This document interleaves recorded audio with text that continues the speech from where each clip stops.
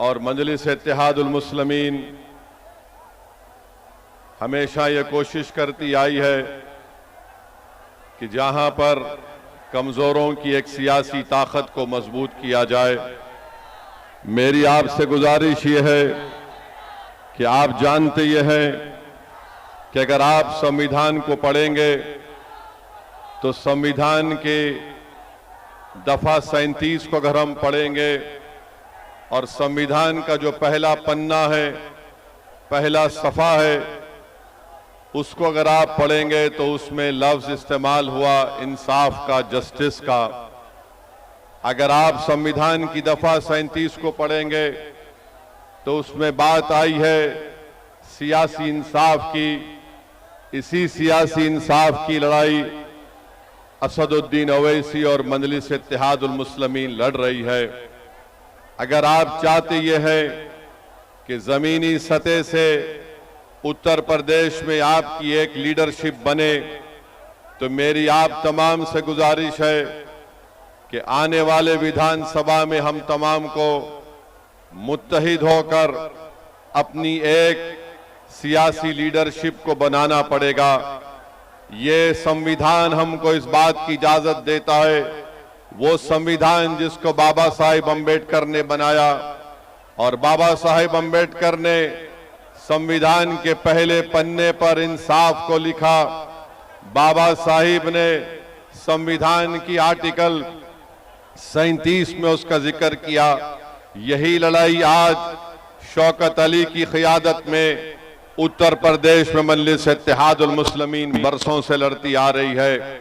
मेरे अजीज दोस्तों और बुजुर्गों, मैं आपको ये बताना जरूरी समझता हूं कि अगर हम समाजी और माशी इंसाफ को हासिल करना चाहते हैं तो पहले सियासी इंसाफ होना चाहिए। आज आप जानते हैं कि जब तक हम अपने नुमाइंदों को कामयाब नहीं करेंगे जो उत्तर प्रदेश की विधानसभा में जाकर आपकी बेबाक आवाज बने, आपके मसाइल की तर्जुमानी कर सके, आपके लिए हक की लड़ाई लड़ सके। याद रखिए, कोई उठकर ये कह सकता है कि ओवैसी क्या तुम नहीं देखते कि उत्तर प्रदेश के विधानसभा में बड़ी बड़ी पार्टियों के मुसलमान और दलित विधायक जीत कर जाती हैं। मेरे अजीज दोस्तों और बुजुर्गों, मुझे यहां पर मान्यवर कांशीराम याद आते हैं। जब कांशीराम साहब से भी ये सवाल किया गया था तो मान्यवर कांशीराम ने कहा था ये जीत के जरूर जाती हैं मगर ये चमचों का रोल अदा करते हैं। तो मैं आपसे अपील कर रहा हूं कि आप मुत्तहिदा तौर पर अपने वोट का सही इस्तेमाल अपनी एक सियासी लीडरशिप को मजबूत करने के लिए कीजिए। यकीनन इंशाअल्लाह ताला हमारी भी कोशिश होगी कि दोबारा यहां पर बीजेपी की सरकार उत्तर प्रदेश में ना बने। मगर याद रखिए, इस बात को याद रखिए कि ये जिम्मेदारी सिर्फ मुस्लिम अक़लियत के कंधों पर रखी नहीं जा सकती है। अगर कोई बीजेपी को रोकना चाहता है, अगर कोई दोबारा बीजेपी को सत्ता में आने को रोकने की लिए कोशिश करता है, तो मैं यहां पर खड़े होकर कह रहा हूं कि मजलिस इत्तेहादुल मुस्लिमीन उनका साथ देने के लिए तैयार है। अगर इज्जत के साथ बातचीत होगी, हिस्सेदारी की बातचीत होगी, तो मजलिस और ओवैसी तैयार है। मगर अगर तुम बीजेपी को रोकने के नाम पर मुझसे और मटेरा की जनता से कहोगे कि तुमको दरी बिछाना पड़ेगा, अब दरी नहीं बिछाई जाएगी, अब हिस्सेदारी और बराबरी की लड़ाई होगी इंशाअल्लाह ताला। तो मेरे अजीज दोस्तों और बुजुर्गों, आप जानते हैं कि बीजेपी की सरकार में चाहे उत्तर प्रदेश हो या जिस किसी भी भारत का स्टेट हो जहां पर बीजेपी की सरकार है, हम वहां पर देखते हैं कि बुलडोजर से किसका घर तोड़ा जाता है। हम जानते हैं कि किसके किस्मत में एनकाउंटर लिखी हुई है। हम जानते हैं कि किस समुदाय के नौजवानों की जवानी को जेल में डालकर बर्बाद कर दिया जा रहा है। हम जानते हैं कि अगर कोई नौजवान बच्चे कश्ती पर रोजा खोलते हैं तो उनको 40 दिन जेल में गुजारना पड़ता है। मेरे अजीज दोस्तों और बुजुर्गों, यही नाइंसाफी के खिलाफ मजलिस और ओवैसी लड़ती है। इसीलिए आज हम पर इल्जाम लगा दिया जाता है। अरे इल्जाम लगाने वालों, तुम जितना इल्जाम लगा सकते लगा लो, मगर हम अपनी लड़ाई से पीछे हटने वाले नहीं है। जब तक भारत का संविधान, जिसको बाबा साहिब अंबेडकर ने लिखा, उस संविधान में जो बाबा साहिब अंबेडकर ने जिन बातों का जिक्र किया कि पॉलिटिकल जस्टिस को हासिल करना है, इंशाअल्लाह ताला सदुद्दीन ओवैसी की जिंदगी जब तक अल्लाह मुझे जिंदा रखेगा, हम इस लड़ाई को जारी रखेंगे। और मैं आपको बताना चाह रहा हूं कि यहां पर उत्तर प्रदेश में आप देखते हैं कि एनकाउंटर के नाम पर कई मासूम लोगों को तकलीफ दी जाती है। मीडिया ने रिपोर्ट किया कि 17,000 एनकाउंटर हुए। बताइए, संविधान रूल ऑफ लॉ की बात करता है, संविधान रूल बाय गन की बात नहीं करता। संविधान के बरखिलाफ अगर कोई काम करता है तो यह अनकॉन्स्टिट्यूशनल है। ये मैं नहीं बल्कि सुप्रीम कोर्ट के जज ने कहा कि उत्तर प्रदेश में समानता व्यवस्था है। इलाहाबाद हाई कोर्ट के जज जनाब विनोद साहब ने बात कही है। 19 मार्च को मंसूर अहमद को पकड़ लिया गया, पुलिस कस्टडी में रखकर जुल्म किया गया, एनएसए लगा दिया गया। इलाहाबाद हाई कोर्ट ने फैसला दिया कि मंसूर अहमद को 2 लाख रुपए पुलिस के उस ओहदेदार को देना पड़ेगा। उत्तर प्रदेश के मुख्यमंत्री को मैं थोड़ा बताना चाह रहा हूं कि वो बार बार हर चीज में कहते हैं कि माता है। उत्तर प्रदेश के मुख्यमंत्री, मैं आपको बताना चाह रहा हूं, शायद आप पढ़ना लिखना नहीं जानते हैं। संविधान की दफा 48 को उठाकर पढ़ लीजिए मुख्यमंत्री। वो क्या कहती है संविधान की दफा 48? राष्ट्रीय कामधेनु आयोग, राष्ट्रीय गोकुल मिशन क्या है? अगर ये सब है तो फिर अगर आप जो बात कह रहे हैं तो क्या बीजेपी के लोग जो सत्ता में वो इंसान नहीं है, क्या बायोलॉजिकल है?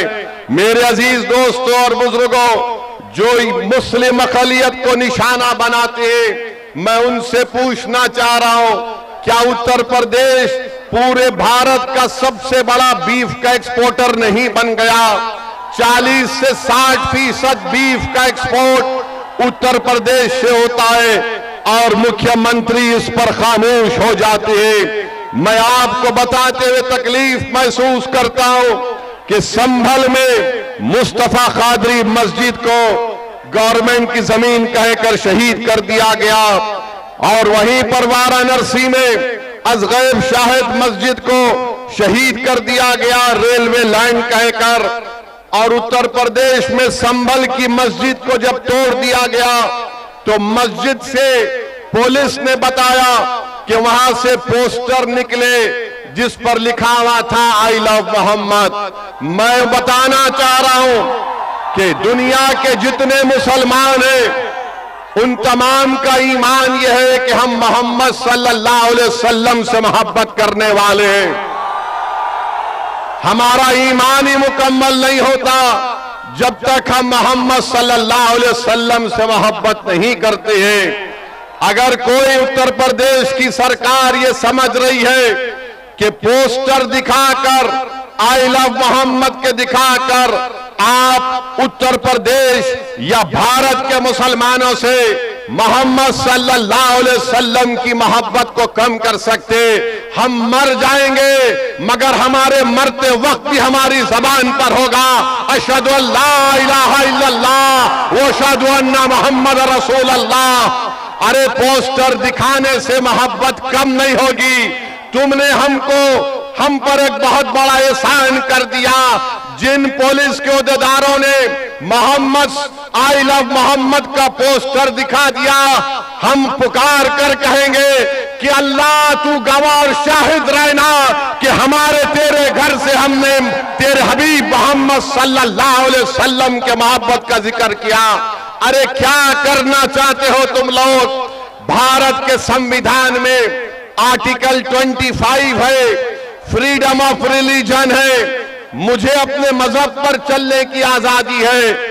और शेख मुजद्दिद अल फैतानी रहमतुल्लाह अलैह ने कहा था कि मैं मुसलमान इसलिए हूं क्योंकि मोहम्मद रसूलुल्लाह सल्लल्लाहु अलैहि वसल्लम ने मुझे इस्लाम सिखाया। तो ये जुल्म हो रहा है मेरे अजीज दोस्तों और बुजुर्गों, मेरे अजीज दोस्तों और बुजुर्गों। फिर आप जानते हैं कि आए दिन कई ना कई वाकयात होते हैं। मैंने 2 दिन पहले उत्तर प्रदेश के मुख्यमंत्री का एक वीडियो देखा जिसमें उत्तर प्रदेश के मुख्यमंत्री ने कहा कि बेटी सबकी होती है, चाहे किसी समाजवादी पार्टी के नेता की क्यों ना हो। हम उत्तर प्रदेश के मुख्यमंत्री से कहना चाह रहे, अगर समाजवादी पार्टी के नेता की बेटी को आप बेटी समझते हैं तो मुजफ्फरनगर कांड में ऐसे कई मुस्लिम महिलाओं की रेप हुआ था, अस्मत रेजी हुई थी, बलात्कार हुआ था। क्या उत्तर प्रदेश के मुख्यमंत्री उन 6 मुस्लिम महिलाओं को जिनको अभी तक इंसाफ नहीं मिला, क्या उनको अपनी बेटी समझकर वो उनको इंसाफ दिलाएंगे? इसका जवाब उत्तर प्रदेश के मुख्यमंत्री को देना पड़ेगा। और फिर मैनपुरी में मई की 20 तारीख को वारिस अली को कत्ल कर दिया गया। वारिस अली की बेटी स्वाहिदा उत्तर प्रदेश के मुख्यमंत्री से कह रही है कि मुझसे इंसाफ करो। देखना यह है कि क्या उत्तर प्रदेश के मुख्यमंत्री इंसाफ करेंगे या नहीं करेंगे। मेरे अजीज दोस्तों और बुजुर्गों, मुझ पर इल्जाम लगा दिया जाता है। आज हम आपकी इस मुबारक सरजमीन को आ रहे थे, ये बहादुरों की सरजमीन है बहरेच और मटेरा। तो ये समाजवादी पार्टी के लोग ये कहना शुरू कर दिए कि असदुद्दीन ओवैसी आएगा तो भाजपा को फायदा होगा।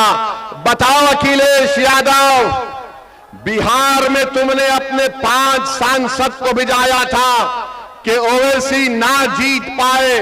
तुम्हारे 5 सांसद सीमांचल किशनगंज में आकर 15 दिन बैठ गए, रोज मीडिया से बात करते, रोज गांव-गांव जाकर जनता को बताते, मगर नतीजा क्या निकला? जिन 4 विधायक को अखिलेश यादव के भाई तेजस्वी यादव ने मंदलिस से तोड़ लिया था, सीमांचल की जनता को लाखों सलाम।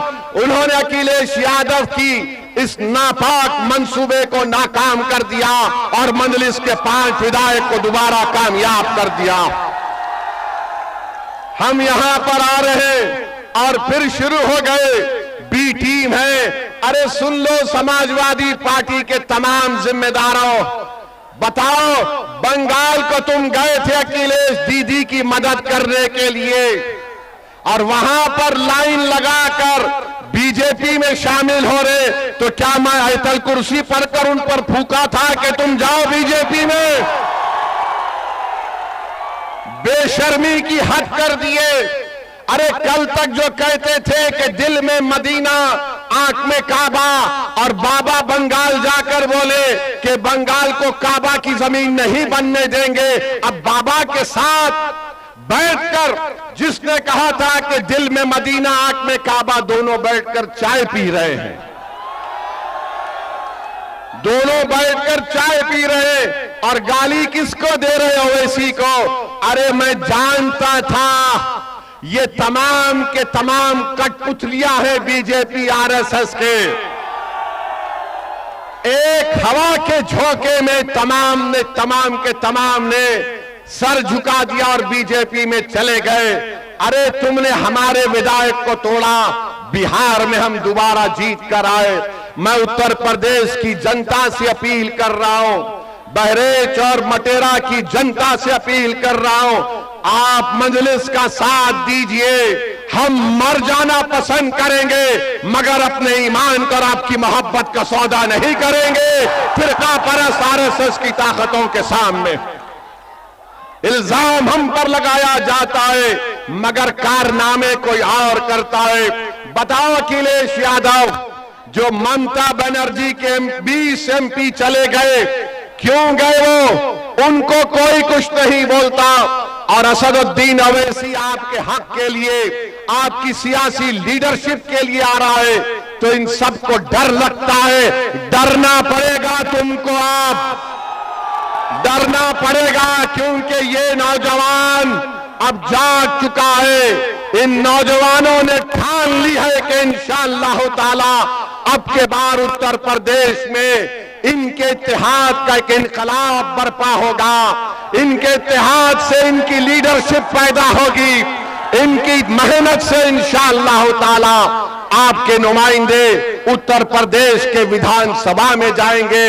और समाजवादी पार्टी के ये जो लोग हैं पिछले 20-25 साल से यहां पर यासिर शाह और उनकी फैमिली को आपने बड़ी वफादारी के साथ वोट दिया है।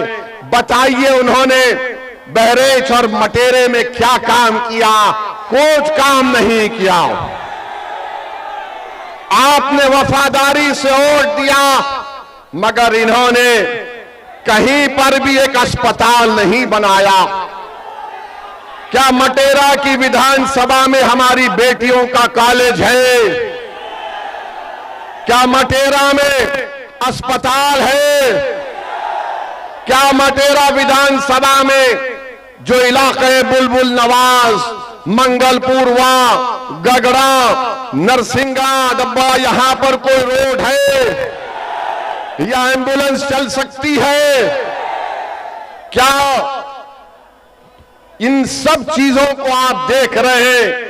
और जब से शौकत अली मटेरा के रोड पर चलना शुरू किया, गरीब के गम को अपना गम समझा, उन झोपड़ियों में जाकर आपकी तकालीफ को देखकर आपको हिम्मत और दिलासा दिलाना शुरू किया, तो यासिर शाह के खानदान को लगा कि अब हमारा दी एंड होने वाला है, इसीलिए रोड पर निकल कर आ गए।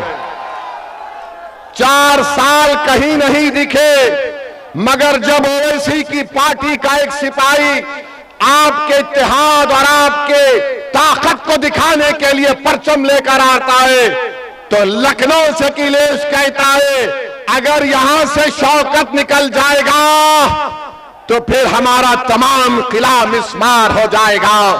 तो मैं आपसे अपील कर रहा हूं कि 4 साल में यासिर शाह का परिवार नहीं दिखा मटेरे में, आज मजलिस आई तो गांव गांव जा रही हमारी बहन, गांव गांव को जा रही है। अरे अखिलेश यादव सुन लो, इंशाअल्लाह ताला सिर्फ मटेरा विधानसभा नहीं, उत्तर प्रदेश के बहुत सारी विधानसभा पर यही माहौल बनेगा जो आज हम यहां पर देख रहे हैं।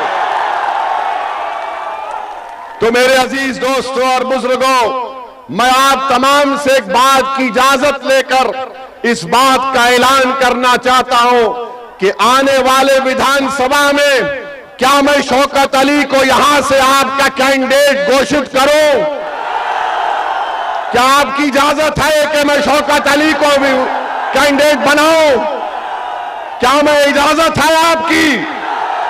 आप पूरा साथ देंगे तो लगाओ मेरे साथ नारा, नारे तकबीर, नारे तकबीर। आप तमाम की इजाजत की बुनियाद पर मैं जनाब शौकत अली को मटेरा विधानसभा पे के लिए मजलिस का उम्मीदवार का ऐलान करता हूं। अल्लाह उनको कामयाब और कामरान करे, अल्लाह उनको कामयाब और कामरान करे। और आपकी आवाज बनकर शौकत जाएगा, जब आप पुकारेंगे खादिम के तौर पर आएगा। यासिर शाह में गुरूर और तकब्बुर है। यासिर शाह ये समझता है कि मालिक है, मालिक तुम हो, शौकत तुम्हारा खादिम रहेगा इंशाअल्लाह ताला। अब मालिक का दौर नहीं चलेगा, अब खादिम की खिदमत चलेगी इंशाअल्लाह ताला। तो मेरे अजीज दोस्तों और बुजुर्गों, अगर मैं भारत के प्रधानमंत्री को कुछ ना बोलूं तो बाबा भी नाराज हो जाएंगे, अखिलेश भी नाराज हो जाएंगे। मैं इन दोनों को नाराज नहीं करना चाहता हूं। हम भारत के प्रधानमंत्री कहते हैं कि भारत विश्व गुरु बन गया, तो हम उनसे पूछना चाहते हैं कि आज ईरान और ओमान के दरमियान में समंदर पर हमारे कश्ती पर भारत के नागरिक पर जालिम डोनाल्ड ट्रंप ने मिसाइल दागकर हमारे 3 भारतीयों को जान से उनकी जान ले ली, उनको मार दिया। भारत के प्रधानमंत्री, आपकी जबान पर डोनाल्ड ट्रंप का नाम क्यों नहीं आता, बताओ। 3 भारत के नागरिक मारे गए और हम डोनाल्ड ट्रंप ने जो हरकत की, मिसाइल मारकर हमारे 3 भारत के नागरिक को मार दिया, उसके नरेंद्र मोदी उसकी मजम्मत नहीं करते हैं। अरे एनकाउंटर करो, मारो मुल्ला को, दाढ़ी पकड़कर मारते हैं, घर में घुसते हैं, मदरसों को तोड़ते हैं। अरे तुम कैसे बहादुर हो, तुम तो बुज़दिल हो, बुज़दिल हो। 3 भारत के नागरिक मारे गए और 133 को जनता का प्रधानमंत्री उसका कंडेम तक नहीं कर सकता। और अफसोस की बात यह है कि एक हमारे सीफेरर की लाश, एक हमारे सीफेरर की लाश 2 दिन से वहां पर रखी हुई है।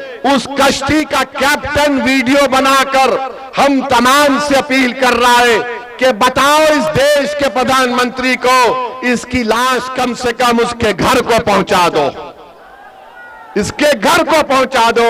बताओ मेरे अजीज दोस्तों और बुजुर्गों, सिर्फ ताकत आजमाते हैं मजलूमों पर, कमजोरों पर, मगर ट्रंप क्या तुम्हारे पप्पा है? एक जालिम है वो। ट्रंप पर कुछ नहीं बोला जाता।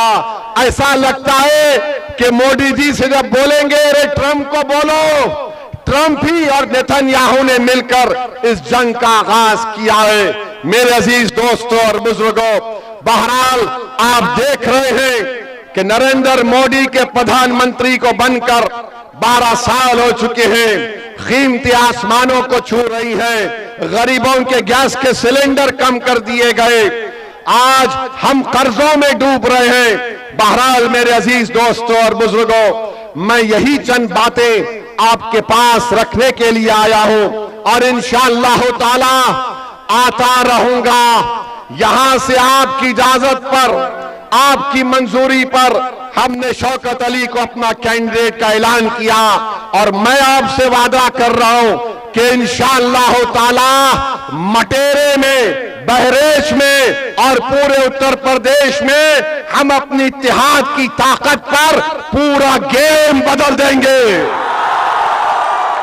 पूरा गेम बदल देंगे इंशाअल्लाह ताला। और अपने सेल फोन की लाइट खोलकर दिखा दो कि अब के बार उत्तर प्रदेश में मजलिस का परचम लहराएगा इंशाअल्लाह ताला। पूरी सेल फोन की लाइट खोलकर बता दो, सारे उत्तर प्रदेश और भारत को मालूम हो जाए कि बुलडोजर से नहीं डरने वाले, एनकाउंटर से नहीं डरने वाले, आई लव मोहम्मद बोलने से नहीं डरने वाले हम तमाम हैं।